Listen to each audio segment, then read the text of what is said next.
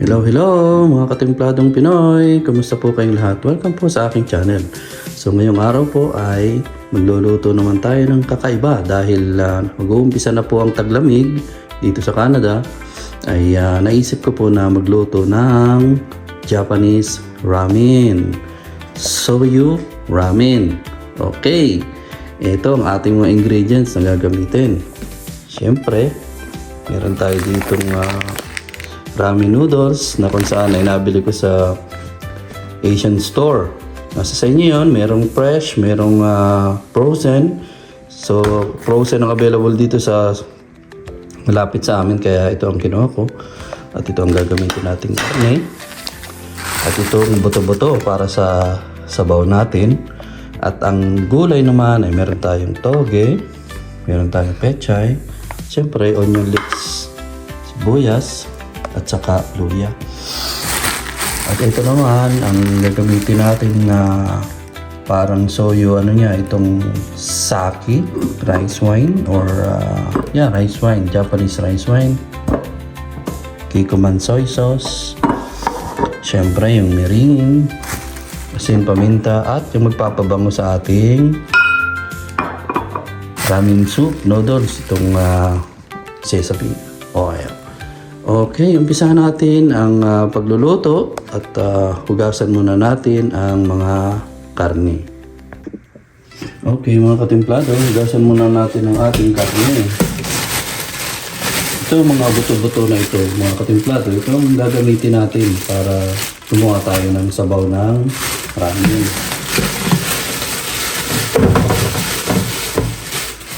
Okay, hugas-hugas.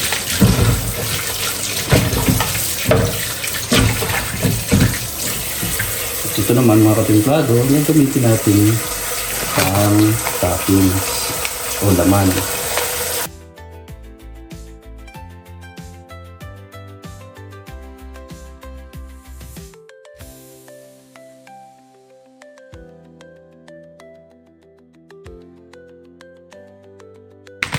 Okay, malinis na yung ating karne.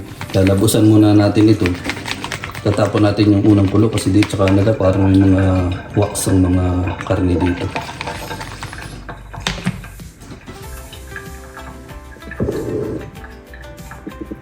Yan naman mga katimplado, lalabusan muna natin yung ating pangsabaw.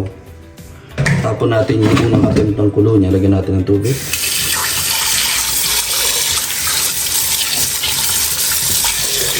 Hindi na muna ito titimplahan mga katimplado kasi yung unang ating mangkulo nito itatapon natin. Mamaya na tayo maglalagay ng mga pampalasa dito. Okay? Okay mga katimplado, tapon na natin yung unang kulo. Wala ito mga katimplado kasi may mga wax. Okay, tapon na natin ito mga katimplado.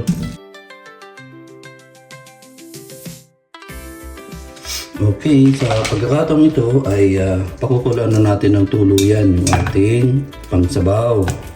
Malinis na malinis yan, mga katimplado. So ngayon, lalagyan na natin ng tubig. Ito, nakadirekta ng tubig sa bubuksan mo na lang. May gripo doon, may gripo dito sa lutuan. Okay.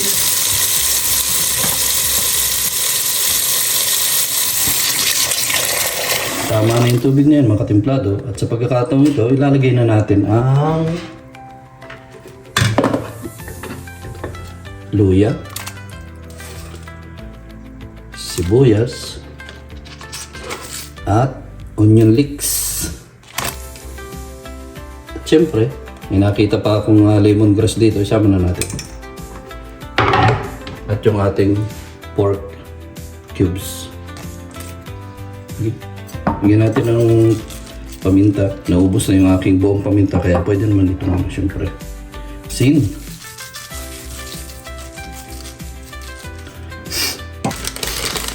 Dahon ng laurel. So atin na itong pakuluan mga katimplado. Siguro mga 30 to 40 minutes. Ganda ng umaga dito sa Canada, mga katimplado. Okay, gusto ko lang explain ng kaunti, no? Dito sa Canada, malapit na ang taglagas o falls. So ngayon, ang mga puno dito ay nagiging ganyan ng kulay. Alam nyo ba, mga katimplado, lahat ng dahon na yan ay malalaglag. Yan, lalaglagin dyan. So bago mag-snow ng tuluyan, ayan ay aming dadamputin, iipunin, ilalagay sa isang bag kasi bawal dito magsunog-sunog, mga katimplado. So yung yan, yung nakita ninyo yung pinag-aanohan namin ng ano na yan, ginagawang bonfire namin na yan, may permit yan, $20 sa isang taon. Bawal ka dang mag siga-siga kapag wala kang permit. Okay. So ngayon naman, mga katimplado, habang nagpapalambo tayo, nagpapakulo ng ating gagawing sabaw, ay gagawa naman tayo ng tinatawag na tare sauce. Okay. Ito ang Japanese soy sauce. Dito man. So, isa't kalahating cup. Yun lang, medyo matagal. Ang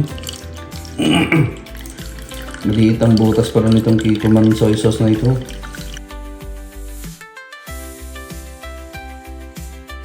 Okay, isang cup, mga katimplado, at kalahati. So,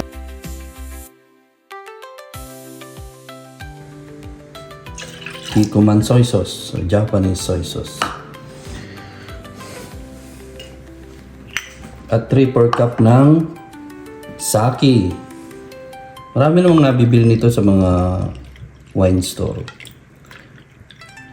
3/4 cup, mga katimplado.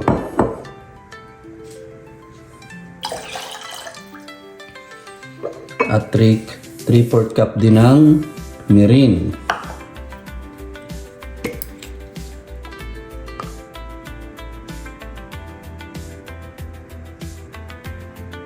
Okay.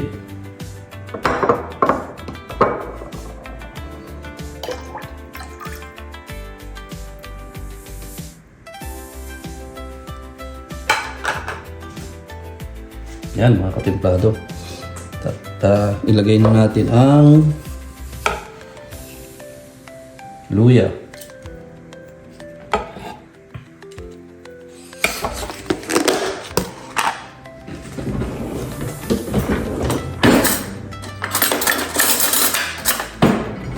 Saka bawang, syempre.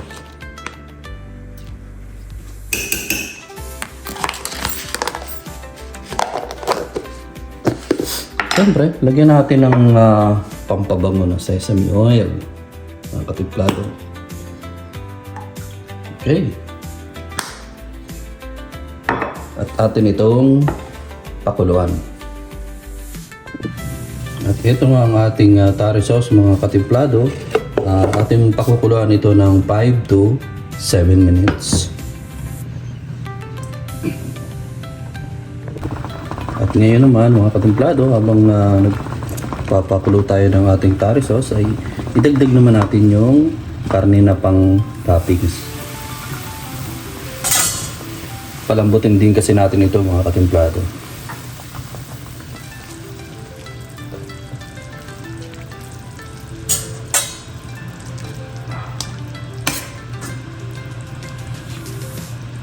Panuli natin. Okay, after 5 minutes na pagpapakulo ng ating tare sauce, haluin na natin ito. Tanggalin na natin ito sa bowl. Check natin ang ating pinakukulo ang sabaw. So, medyo malambot na ito. Tanggalin na natin, mga katimplado, yung ating magiging laman ng ating ramen.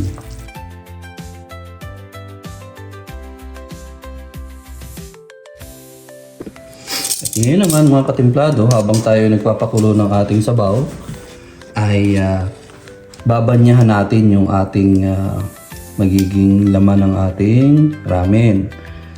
Babanyahan natin ang tare sauce.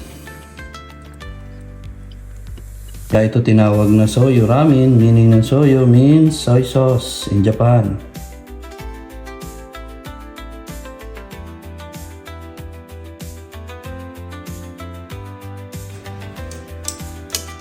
At shout out kay Ate Baby Roda, all the way from Hong Kong. Salamat po sa inyong panonood, sa inyong suporta. Guys, yung mga subscriber ko, paki-subscribe naman po si Ate Baby Roda. Siya po ay napakalaki ng puso sa pagtulong. Yung mga solid Jomcar supporter dyan sa Hong Kong. Shoutout sa inyong lahat. Kumusta at salamat po sa inyong panonood. Yun pong YouTube channel ni Ate Baby Roda ay ilalagay ko sa ating screen. Paki-subscribe naman po. Napakabuting tao. Yan, tapos na nating banyan at okay. There we go. Set aside muna natin ito mga katemplado. Yan nga mga katemplado, pagkatapos ng isang oras na pagpapakulo ay tingnan natin.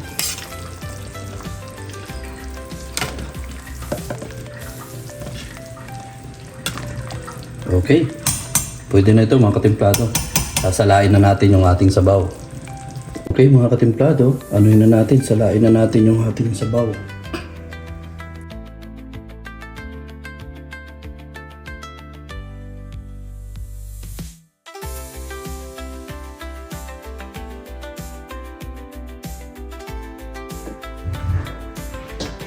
Okay, at yung sabaw mga katemplado ay balik uli natin dito. So ngayon mga katemplado, palambutin natin ng konti yung gulay.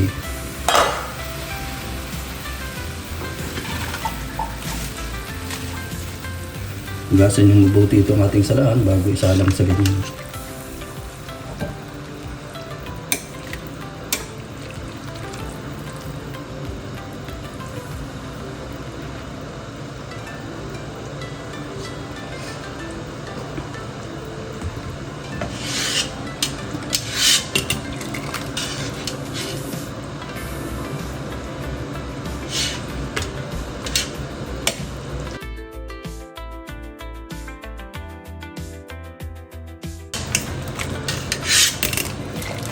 Okay. Tapos ng ating pechay, Chinese pechay. Sunod naman natin ang toge.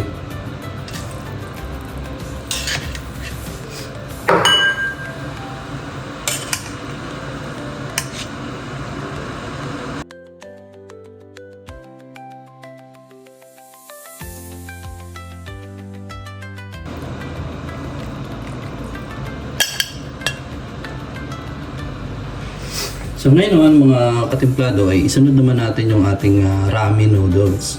Yung mga nabibili dito ng ramen sa Canada na frozen, ano na siya, naka-segregate na yun siya. So, yung pinuha mo yan. So, bali ilang serve to? 1, 2, 3, 4, 5, 6, 7, 8. So, may 8 serving tayo.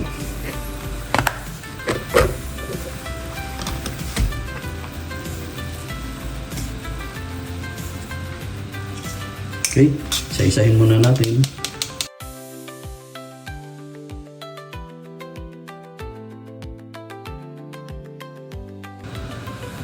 Okay na to mga katemplado. Lagyan na natin sa isang serving bowl.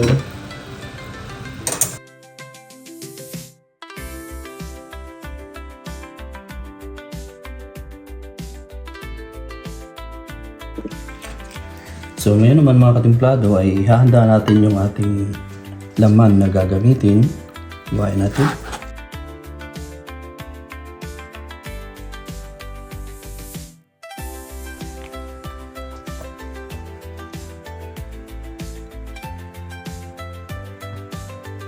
Kulay sa gilid.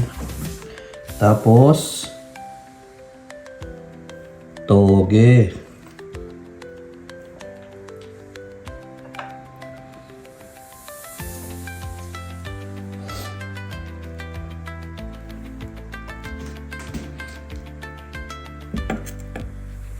Tapos lagyan na natin yung mga karne, mga katemplado. Napakasarap na shoyu ramen.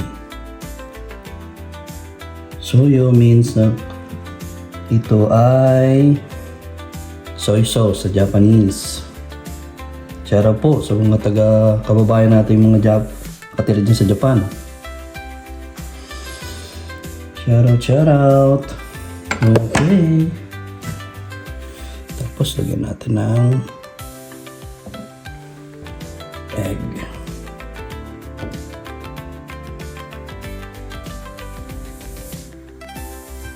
And then, lagyan na natin ng sabaw.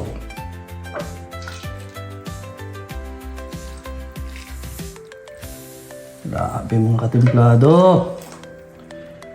Sinong nag-craving sa inyo dyan ng ramen? Japanese ramen.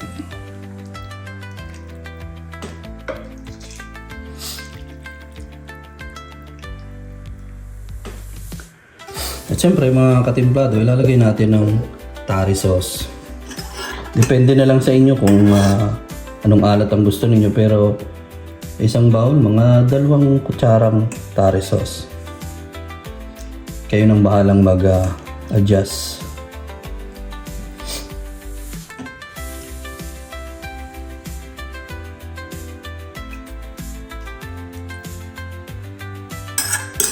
Okay.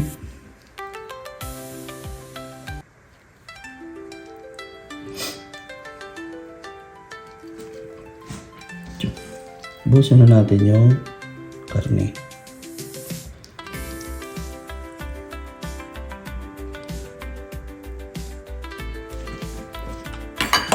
Okay, iayos lang natin mga katemplado.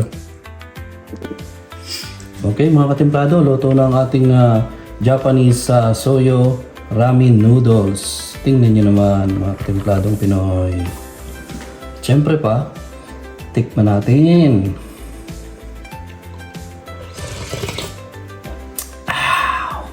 Perfect. Then, tikman natin ang ating laman.